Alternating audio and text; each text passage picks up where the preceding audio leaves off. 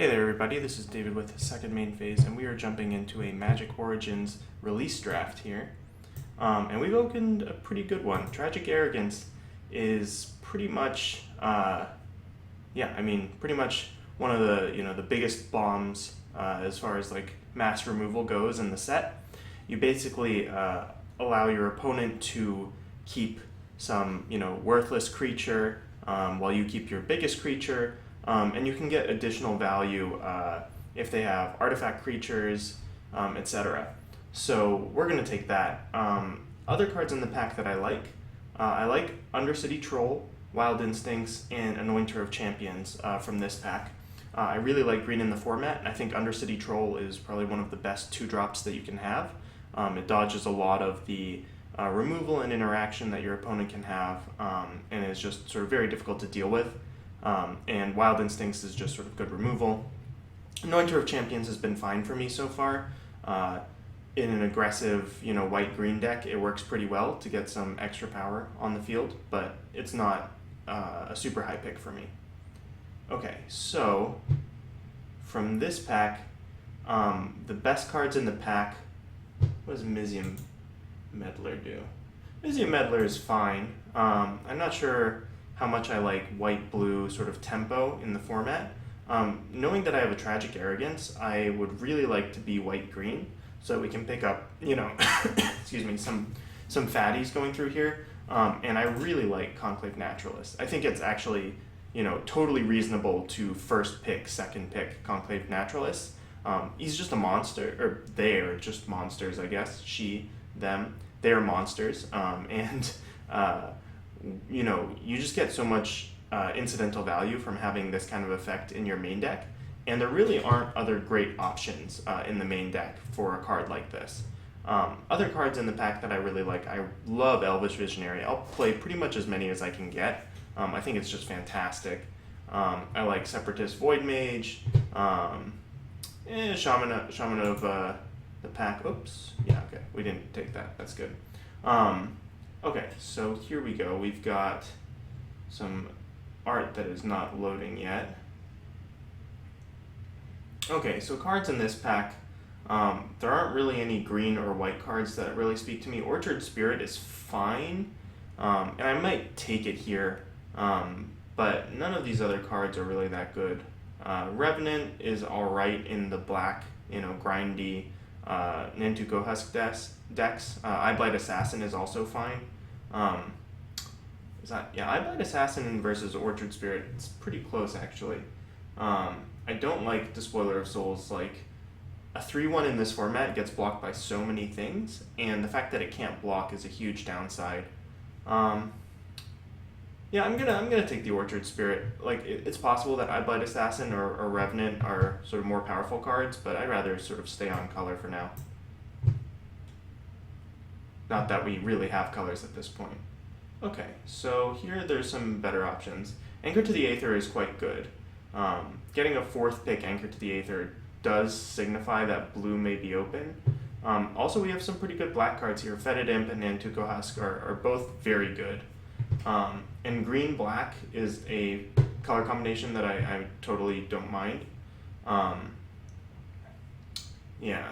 really love to play this Tragic Arrogance, but it doesn't look like that's going to happen for us. From this pack, though, Farika's Disciple and Yeva's Force Mage are both fine cards. So the question here is whether I want to start moving over into another color. And I think if I did, I would want to move over into black maybe. But I think I'm just going to stay on the course and take this Farika's Disciple. Okay. Alright, so definitely blue and black appear to be the most open colors. I really like Shadows. It's not the best in every deck, but the decks where it is good, it's very good. We have passed a number of Nantuko Husks at this point, probably putting the person to our left in black, but that's not guaranteed. I think here I'm just going to take a Disperse and move us over into blue potentially. Alright, well, we're going to snap up this Leaf Gilder, because that is just premium. Other cards, I like Deadbridge Shaman, I like Nantuko Husk, Knight of the Pilgrim's Road is also fine, but Leaf Gilder is, premium 2-drop, so. And this is a real key to the format, is premium 2-drops. Okay. An Honored Hierarch is not a premium anything, really. Bloodcurse Knight is okay, but I doubt we're going for like a splash here. I think the best card in the pack for us is the Stratus Walk. If we do end up blue-green, then, putting a Stratus Walk on some big idiot is an excellent sort of game plan. Okay. So here, there's not a lot going on here. Orbs of Warding is not really a card you want in Limited.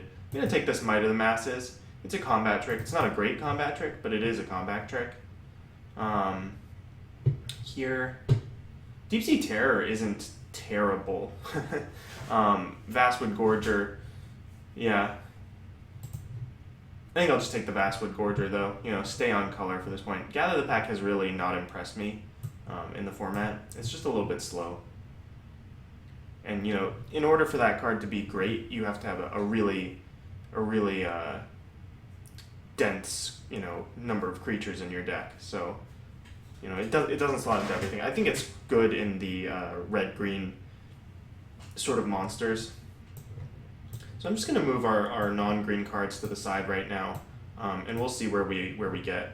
I don't mind playing, basically mono green in the format if we get, the best cards.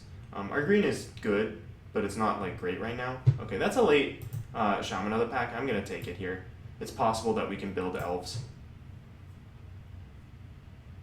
It would have been nice, knowing this was what we were doing from the get-go, since, at this point we only have one elf in the deck. But it's a possibility, and it was better than the other cards in that pack. So pack 1 hasn't gone amazing for us, but it hasn't been super terrible either. We have a couple options on what we want to pair with green here, so we can think about that moving forward. Alright, here I'll take the Battle Priest. It's not amazing, but it's not, terrible either. Alright, Empyrean Tactician coming around. I think this card is actually good, and this may skew me back towards white a little bit. Night Snare is actually a decent sideboard card. Yoked Ox. So yoked. It's funny because, in this format, more so in Sealed than in Draft, you might play a Yoked Ox because there are just so many aggressive, really strong 2-drops in the format. Obviously, like Topin Freeblade, the 2/2 Vigilance with Renown is very powerful. So having, something that can block those is like, okay. Alright, so decision time. We've got a Cruel Revival, which is pretty good. We've got a Suppression Bonds, which is also very good. So I know white was being cut pretty hard in pack 1, but that gives me a little bit of hope that we're going to get it here in pack 2. I'm going to take the Suppression Bonds, and I'm going to move these over into the main. I really do like white-green as a color combination, and like Tragic Arrogance and Suppression Bonds are just premium spells, so I'm going to take those. Yeah, and so now we're getting a little bit rewarded here. Leaf Gilder number 2 or Topin Freeblade number 1. This is a tough pick. We do have some impressive high-end spells here, so Leaf Gilder obviously has sort of more utility throughout the game, whereas Topin Freeblade is sort of an insane turn 2 play and then sort of decays from there. Yeah, this is a tough pick.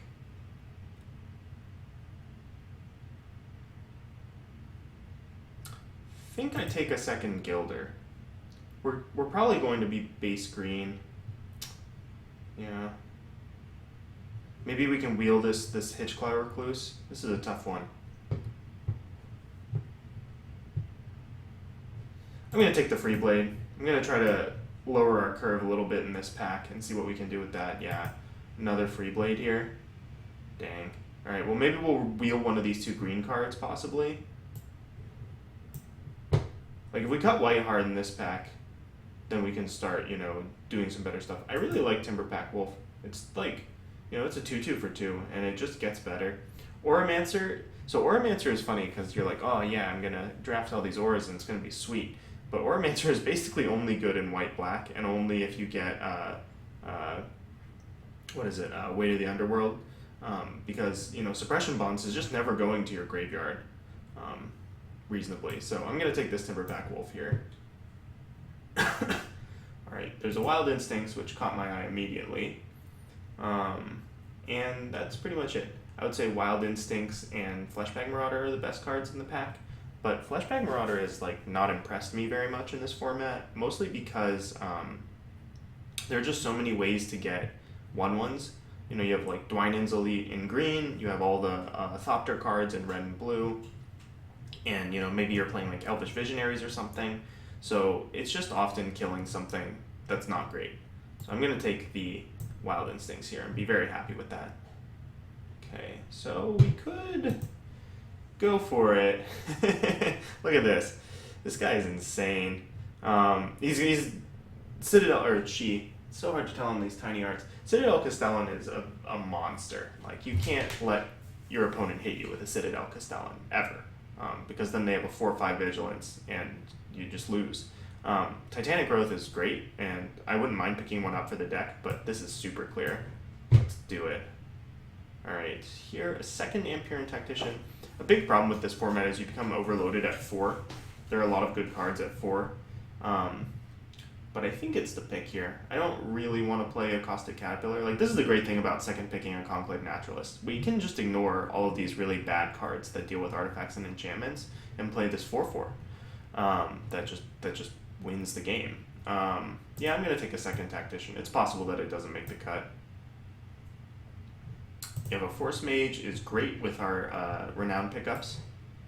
You know, Token Freeblade into Force Mage, they have to chump. Alright, I'll take an Oromancer here. I know what I just said. I'm actually just going to put it in the sideboard for now. I don't think it will make the main. Wow, blue is super open. Disperse and the Owl are both just totally fine cards. I'm going to take this Hitch Cloud Recluse. Gives us a little bit more game against some flyers. Yes, I love this card. Get in. I'm going to take the Return Centaur. It's like, we're not going to play it, but I think this is actually a card in this format. Like, having 2 power and 4 toughness is kind of like a sweet spot in the format. There are a lot of creatures with 1 or 2 toughness who can just inch up to 3 power, and you know, having this guy is very nice. I'm gonna just gap this and sleep. Blue is super open. We could have had a sweet blue deck if we wanted, but come on, look at this. So in this next pack, we're looking for just a handful more removal and a little bit more stuff in the lower part of our curve. You know, specifically more Visionaries or more Renown guys would be good. Thinking about a few flyers wouldn't hurt as well. Things that are on the chopping block right now for me are 6-drops and the Ampiran Tacticians. Yes! A second Conclave Naturalist. Yeah. I think this is the pick. I mean, Elvish Visionary is very good, but like Conclave Naturalist number 2, just any deck that's playing Suppression Bonds or, you know, any sort of artifact theme, just like, how are they supposed to beat 2 of these guys? I think this card is very strong, and you know, sort of obvious candidate for constructed play, and I think it can totally bridge the gap. Suppression Bonds is good. We're taking Suppression Bonds. I wouldn't mind a second Timber Pack or a third, but we'll take a Suppression Bonds. If we get that on the Wolf on the Wheel, we'll be extremely happy, but I doubt that's going to happen. I'm going to go ahead and move the second Tactician and at least the Vastwood Gorger to the side. Battle Priest might make the cut. Like, we're looking to be a more aggressive deck at this point, so I really wouldn't like to play even Battle Priest. But it's not unreasonable that this makes the cut. So with Tragic Arrogance right now, we can keep our creature and whatever creature that we've Suppression Bonds, which seems pretty sweet. Oh wow, 3rd Suppression Bonds? I mean, I'm gonna take it. Like, there's no reason not to here. Yeah. Like, we're super overloaded at 4, but, like, I'll play as many, like, Suppression Bonds is probably the best removal spell in the format. So I'll take as many as I can get. And with that in mind, like, I can pass this Wild Instincts, I think, and just take another 2-drop here. Maybe we wield that 3rd Timberpack Wolf, that'd be pretty sweet. So yeah, things on the chopping block right now. Like, Orchard Spirit isn't amazing and might not make the cut. Like, these two are definitely candidates to be cut. Oh my god. A 3rd one? Okay, a 3rd one might be a little bit much.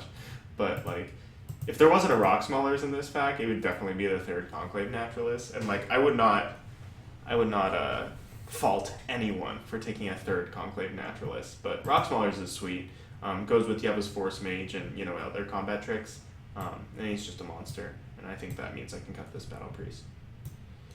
Okay, a 3rd Token Freeblade. Our aggressive green-white deck is looking absolutely insane. Make these cuts for now.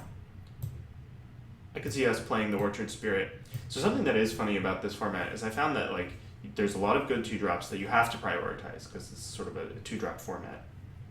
And then there are also a lot of good 4-drops. So you get a lot of them just naturally. But there aren't that many good 3-drops, and I think this is one reason why Leaf Gilder is, like, kind of insane in the format. Like, our deck is fine without too many Leaf Gilders. Wow. 2nd Wild Instincts versus a 2nd Might of the Masses. We could be a good Might of the Masses deck for sure. I think, though, like, Might of the Masses are only instant speed interaction at the moment. That is kind of concerning. Yeah, like, we have so many removal spells at 4 that I don't want, like, an opening hand of all removal spells, so I'll take another Might here. We may not play the 2nd Might,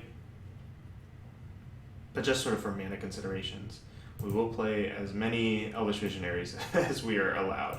I think Elvish Visionary is just a stellar Magic card. Yep, like I said, as many as we are allowed. The awesome thing about Elvish Visionary is it kind of does everything.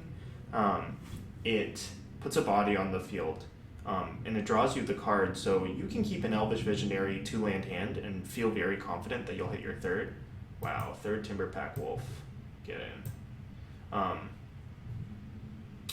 Chandra's Fury kind of does some harm to us. I'm going to take it here. But yeah, as I was saying, Elvish Visionary hands, you know, you play your Elvish Visionary and you can just keep, like, really sketchy 7s. Like, if you have just this, like say we had Forest, and, like, a bunch of cards. Like, I would keep that even on the play if I had an Elvish Visionary, because, like, I would keep that hand on the draw pretty much every time. But, you know, Elvish Visionary just makes those so much easier to keep. I've just been totally astounded by this card in general. Alright, Vine Snare, I guess, could be a sideboard card for us. Alright, looking at our curve here, I like it basically everything. I think I can cut a Might. Now the question is, do we play 16 lands in this deck? And I think we can get away with it.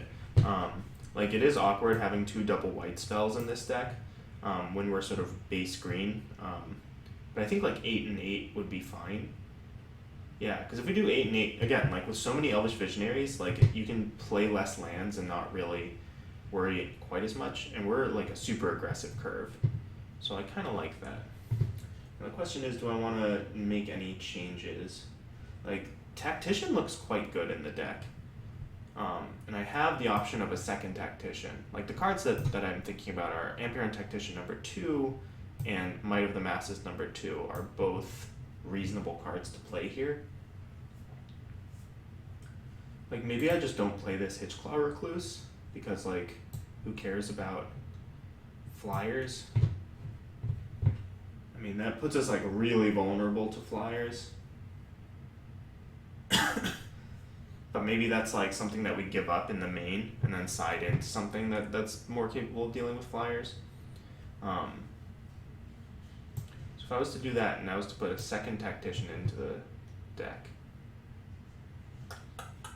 I suppose I could just take the Tactician out and just play 17 lands.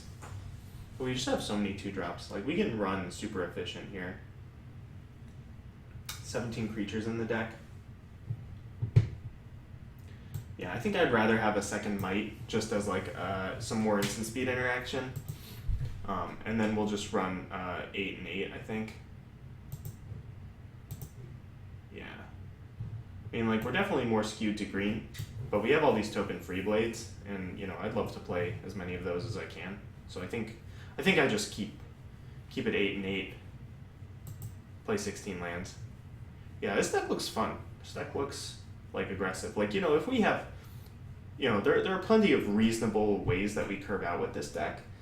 You know, having a double Timber Pack Wolf opener is totally possible, and it's also possible to hit our renowned guys into like Yeva's Force Mage or a Might of the Masses or something, and just get really aggressive. So yeah, this is what we're gonna try, and I will see you guys in round 1.